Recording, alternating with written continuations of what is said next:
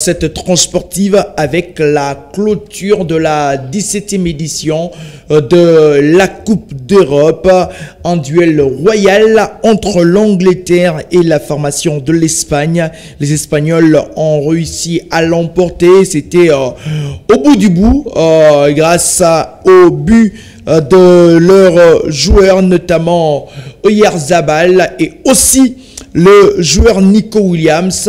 Eh bien, l'Angleterre n'a pas réussi à égaliser après les 90 minutes de cette rencontre qui a vu la formation de l'Espagne dominer la formation de l'Angleterre. C'était un duel alléchant, un duel inédit entre ces deux mastodontes du football mondial. Il faudrait le rappeler que l'Angleterre a perdu sa deuxième finale consécutive après la 16e édition. Les Anglais avaient perdu contre la formation de l'Italie. Cette fois-ci, ils s'inclinent devant la formation de l'Aurora qui ont fait cette formation qui a fait une très belle campagne européenne, un sans faute, il faudrait le signaler, 0 défaite tout au long de cette 17e édition de la Coupe d'Europe de Nations. Eh bien, l'Espagne réussit à se hisser au toit de l'Europe après sa victoire devant la formation de l'Angleterre. Grosse déception, certainement pour Gareth Southgate et surtout Harry Kane qui pensait rafler ces trophées qui se déroulent, le trophée de cette compétition qui se déroule en Allemagne, là où il joue malheureusement. L'Angleterre a encore été battue pour la seconde fois d'affilée. Et puis, les primés à l'issue de cette 17e édition de la Coupe d'Europe de Nations, de but avec Rodri, élu plébiscité meilleur joueur de cette 17e édition de la Coupe d'Europe. Le milieu de terrain de l'Aurora et de Manchester City a vraiment été à la hauteur de sa compétition. Comme toujours, il a marché sur l'eau tout au long de cette compétition de la 17e édition de la Coupe d'Europe. Et puis la révélation de cet héros, c'est bien sûr Lamine Yamal. Cet attaquant du FC Barcelone a étincelé tout au long de la compétition. Il a porté la formation de l'Espagne. Ces garçons a été au mieux de sa forme dans cette compétition en remportant les trophées du meilleur jeune de cette compétition. Il a été très précieux pour la formation de l'Aurora. Et puis je vais rappeler sa statistique dans cette compétition. Lamine Yamal qui a été énorme dans cette compétition de la Coupe d'Europe avec notamment un seul but et puis 4 passes décisives pour Lamine Yamal. L'attaquant du Barça a été énorme, alors énorme dans cette compétition. Et puis Nico Williams a été élu meilleur joueur du match. D'ailleurs, la paire Nico Williams-Lamine Yamal a été une paire qui a fait beaucoup de mal aux différentes défenses des équipes qui ont chuté sous l'épée des Damoclès de la formation de l'Espagne. Et puis le palmarès de cette compétition, l'Espagne qui réussit à empocher une nouvelle étoile, d'ailleurs la 4e de son histoire. Là, nous revoyons depuis 1960 jusqu'en 2024 les différentes nations qui ont réussi à obtenir une étoile dans une compétition européenne. Et puis on va avoir le tableau de l'Espagne avec ses différents sacres dans les différentes éditions de la Coupe d'Europe. C'était en 1964 le premier trophée. Et puis on va se rappeler encore du trophée de 2008. Et d'ailleurs l'Espagne, on va revenir aussi sur l'Argentine. C'est presque similaire avec l'Argentine. L'Espagne avait remporté l'Euro 2008, la Coupe du Monde 2010 et puis la Coupe d'Europe 2012. Et 12 ans après, l'Espagne renaît de ses cendres. Cette nouvelle génération a réussi à obtenir un trophée. Et c'est bien sûr la 17e édition 2024. L'Espagne de Lamine Yamal et Nico Williams, de Dani Carvajal, de Nacho de Rosselló réussit à obtenir une nouvelle étoile. Et puis le parcours de la formation espagnole, c'est un sans faute dans cette compétition. On découvre les tableaux depuis le 8e de finale. L'Espagne qui avait réussi à éliminer la Géorgie et puis a éliminé l'Allemagne. La Géorgie, c'était sur la note de 4-1. L'Allemagne a été défait sur son sol sur la note de 2-1. L'Espagne a encore battu la France 2-1 avant de battre la formation de l'Angleterre 2-1. C'était le même score qui a sanctionné le parcours de l'Espagne, quittant les quarts de finale jusqu'en finale. Force à De La Fuente, les sélectionneurs de la formation espagnole qui incarnent un nouveau vent dans cette sélection. Alors, on va quitter la Coupe d'Europe pour parler de la Copa. L'Argentine a été sacrée encore une nouvelle fois dans cette nouvelle édition de la Copa devant la formation de la Colombie. Les coéquipiers de Lionel Messi ont réussi à obtenir cette nouvelle étoile devant la formation de la Colombie. C'était tard la nuit du dimanche passant à la journée, au début de la journée du lundi, c'était à 2 h du matin.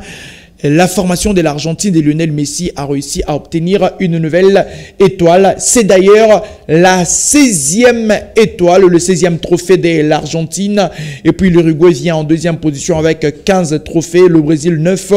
Et puis les Chili 2, les différentes nations complètent ces tableaux. L'Argentine continue à écrire son histoire au sein de cette compétition qu'elle maîtrise parfaitement. Je rappelle au passage que le Brésil était éliminé par l'Uruguay et Lionel Messi, encore et toujours l'inamovible, l'éternel, le très excellent Lionel Messi, la Pulga, a encore réussi à inscrire son nom dans le grand panthéon de vainqueurs de cette Copa América.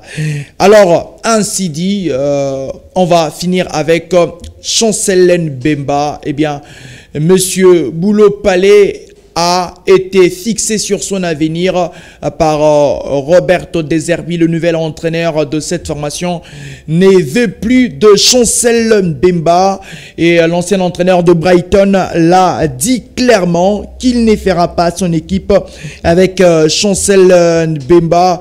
Eh bien, comme l'indiquent nos amis de la province dans leur édition du dimanche, l'ancien joueur de Porto ne fait plus partie de plan de Roberto De Zerbi, et même la direction de l'EM voudrait bien se séparer d'avec Chancel Mbemba dans les semaines à venir. Eh bien, l'équipe a communiqué son intention de se séparer avec l'international congolais. C'est probablement un des joueurs qui a été fiable dans l'effectif de Marseille depuis qu'il est arrivé il y a de cela 2 ans. C'est sa dernière saison d'ailleurs.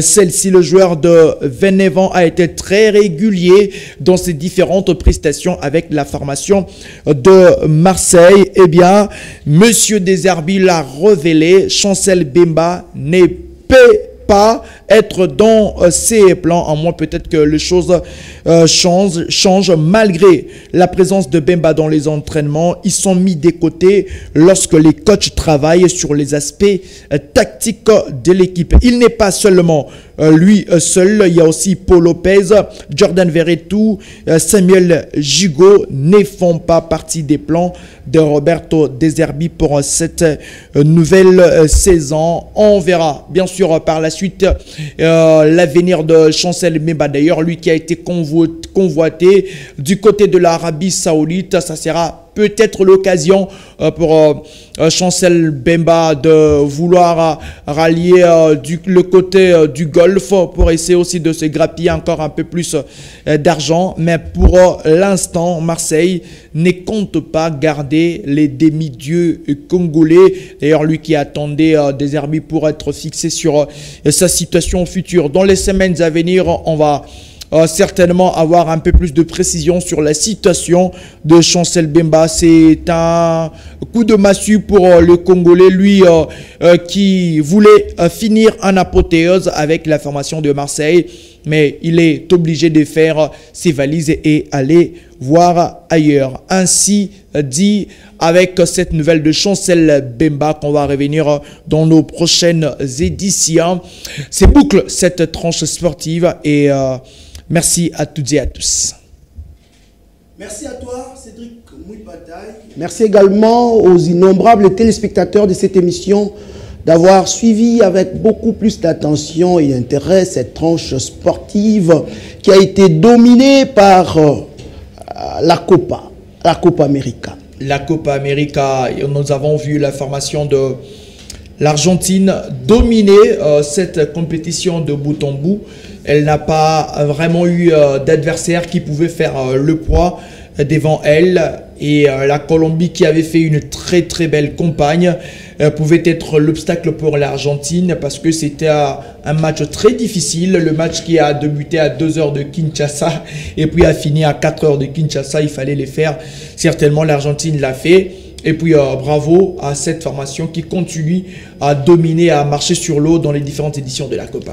Les deux continents ont vibré au même rythme, oui. Le rythme des finales. En Europe, on a assisté à une finale qui mettait aux prises l'Espagne à l'Angleterre.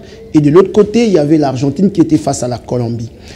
Comparativement parlant, est-ce qu'on peut dire que le football européen est supérieur par rapport au football américain?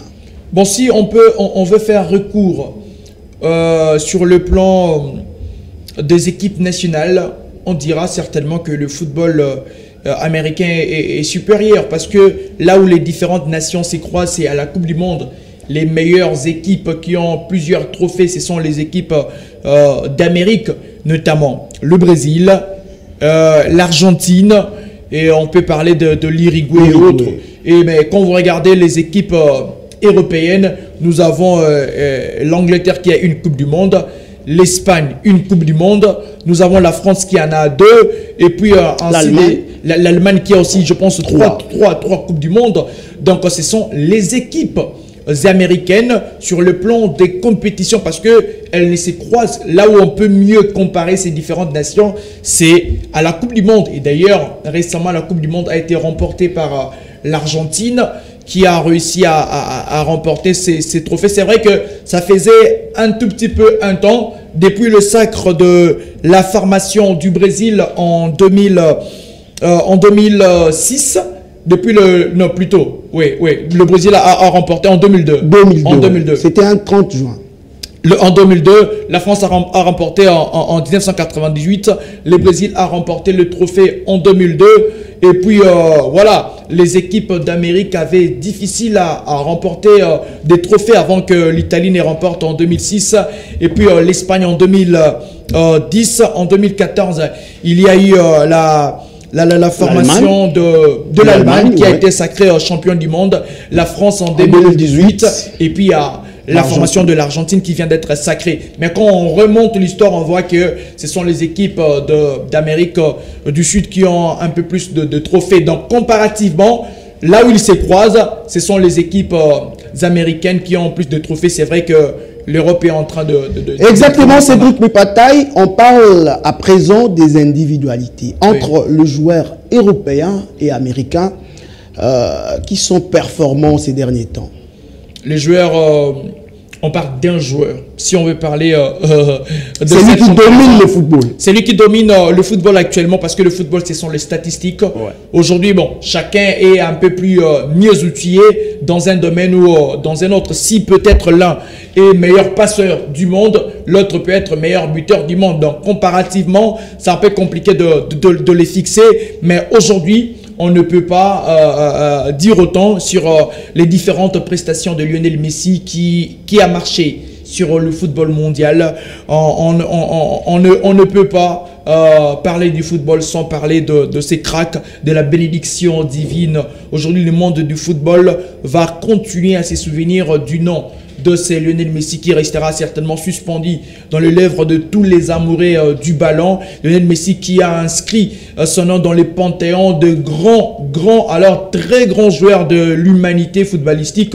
La sphère footballistique va retenir que Lionel Messi a été un grand. Alors s'il faudrait chercher un autre mot pour qualifier les différentes prestations de Lionel Messi, on peut peut-être choisir, mais il a été stratosphérique durant toute sa carrière de football. Exactement, Cédric Mupataï. Il y a quelques années, on disait, pour qu'on puisse reconnaître qu'un joueur, un footballeur est un grand joueur, il faudrait qu'il puisse soulever le moindre trophée avec sa sélection nationale. À l'époque, Lionel Messi avait du mal à remporter ne serait-ce qu'une coupe avec la sélection argentine, mais aujourd'hui, il a soulevé 3 trophées, je dirais, des suites. Oui, des suites. Maintenant, on peut dire qu'il reste le meilleur footballeur de tous les temps. De notre génération, oui, parce que voilà, il y a toujours ces spectres de noms que nous avons entendus. Diego Maradona, Pelé, Johan Cruyff, Michel Platini,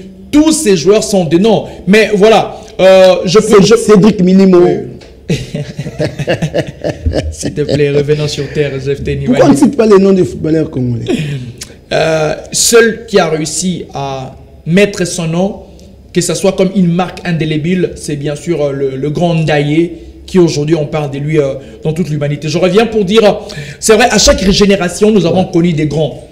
Il y a eu 2 joueurs qui ont été de Kempes, ont été des très grands joueurs. Nous avons vu des traits de Eusebio. Tous ces joueurs ont marqué de leur empreinte leur génération. Mais notre génération, on parle de Messi, on parle de Cristiano Ronaldo. Si Messi a été énorme avec sa sélection et aussi avec ses différents clubs, Cristiano Ronaldo aussi a été énorme. Il a gagné la Coupe d'Europe. Il a aussi réussi à gagner les différentes Ligues des Champions. Ça, c'est énorme avec Cristiano Ronaldo. Lui qui est aussi un très grand joueur. C'est vrai qu'il a été éliminé en Coupe d'Europe. Mais on va se rappeler que Cristiano Ronaldo a estampillé de sa présence dans les différentes compétitions européennes, surtout en Ligue des Champions, où il a été un monstre, le meilleur buteur de la Ligue des Champions, le meilleur passeur, le meilleur buteur de la tête, le meilleur buteur de pied droit. Donc, il est énorme. Il a une statistique folle. Donc, chacun a marqué de son empreinte ce football de sa carrière. Exactement. Aujourd'hui, notre génération retiendra ces batailles. Nous te disons infiniment merci pour cette très belle intervention.